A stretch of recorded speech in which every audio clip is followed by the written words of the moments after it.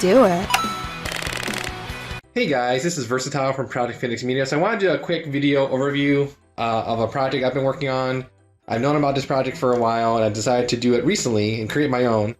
And this is a PicoMemcard Plus. So if you're not familiar with it, I'll put a link in the video description to the GitHub. Basically, there's a creator there, Dan, GIU, so I'm just gonna call him by Dan. He basically created the source code where you can use a Raspberry Pi Pico or like a RP2040, and then you can basically emulate your own memory card, PS1 memory card for use with your PlayStation 1 console. So what happens is, let's say, in this particular case, since I made a PicoMemcard Plus, I can add a microsd adapter to this custom PCB that I printed and got from PCBWay. And then using like a 3D shell, you can basically create your own memory card, PS1 memory card, and you, based upon your microSD size, here I got like an 8 GB that's installed right now, you can have hundreds and thousands of PS1 images, since each PS1 memory card is like 128 kilobytes. So imagine just with 1 gig or 8 gigs, how many PS1 memory cards you can make in terms of save game states. So anyways, I'm going to showcase how this works. So basically I have, I chose to do this ahead of time. I got a Pico, Pi Pico soldered to a PCB. And then I also got this microSD adapter that's soldered to the backside of the PCB. And then I also printed my own, 3D case here. And then I'm going to showcase switching between memory cards. So I have a copy of free PSX Boot installed to my memory card, as well as some Tony Hawk's files I'll showcase in today's video. So what I'm going to do, let's go ahead and install this, insert it. So I actually have the free PSX Boot, the memory card slot 1 image. So that's what I'm going to be doing. It's the first image on this memory card. And of course I did it when the PS1 was live, so let me just go ahead and restart the PS1. And you know if everything is working properly because there's like an LED indicator, but it's on the underside, so unfortunately you guys won't see it. But when you switch memory card images, you'll see it blinking and then be a steady green. That's how you know that it is working successfully in terms of switching images. So the very first image I have installed right now is the free PSX Boot for my particular BIOS. So let's go ahead, press X on my controller, and we see that it automatically starts loading into Uniram. So we wait for a while for this green to teal loading screen to fully load. Oh, let me change the camera. Sorry about that, guys. And now we got to the main screen. So let's say hypothetically, I'm going to insert a backup copy. This is like Twisted Metal 2. And then I'm going to say boot CD. Play.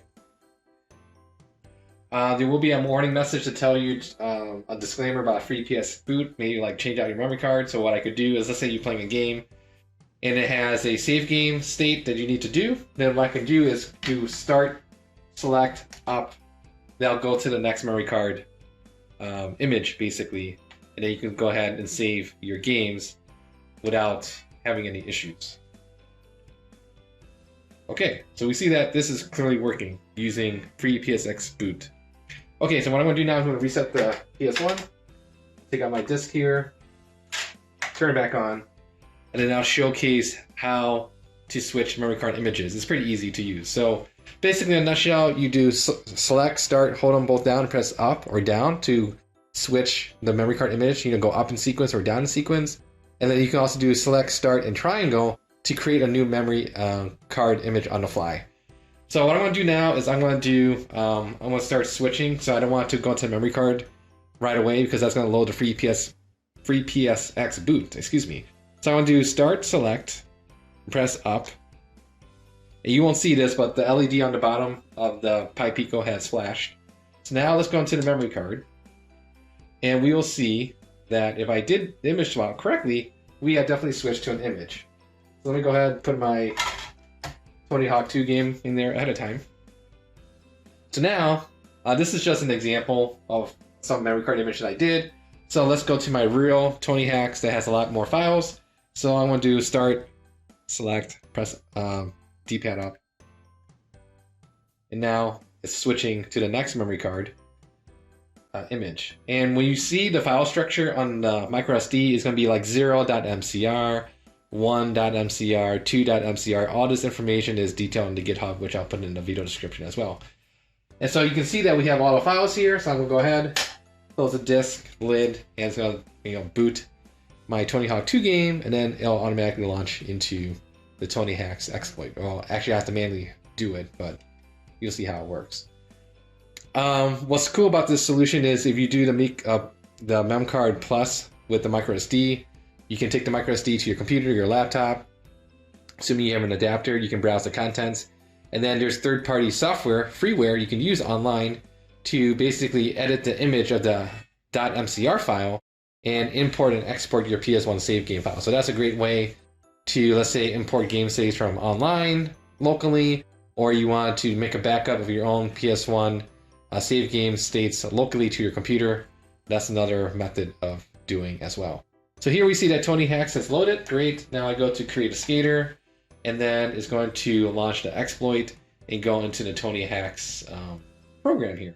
And then from here, you could swap out the Tony Hawk 2 game, for example, or whatever exploit disk that you have that's compatible, put in your CDR game, and go from there. So, but I know most people, they probably like the free PSX Boot because it's quicker in terms of getting into the homebrew and then launching your favorite game afterwards. So that is the quick overview of today's PicoMemcard Plus. I do have some spare parts, so if someone's interested out there in the YouTube verse, let me know. I might be able to sell you one for a decent price. Otherwise, I'll have the GitHub. You can go make your own if you're interested in these kind of homebrew projects. I think it's pretty cool to use, low-cost technology to basically emulate your own PS1 memory card. I think that's pretty awesome as well. So anyways, thank you for watching the video. You guys have any nitpicky questions, leave a comment here on the YouTube page. I'll get back to you as soon as possible. Once again, thank you for watching. Take care. Bye.